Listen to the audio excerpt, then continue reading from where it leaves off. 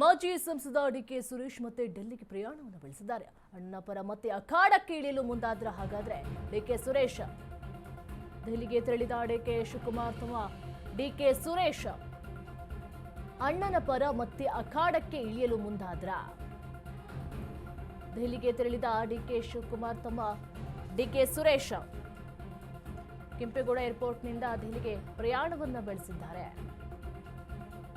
ACC ಅಧ್ಯಕ್ಷರ ಭೇಟಿಗೆ ತೆರಳಿರುವ DK Suresh ಒಟ್ನಲ್ಲಿ ಸಹೋದರರಿಬ್ಬರೂ ಕೂಡ ಪ್ರಯತ್ನವನ್ನ ಪಡ್ತಾ ಇದ್ದಾರೆ. ಹೀಗೆ ಡಿಕೆ ಶಿವಕುಮಾರ್ ಅವರ ಸಹಾಯಕ್ಕೆ ಅವರ ತಮ್ಮ ಕೂಡ ನಿಂತಿದ್ದಾರೆ.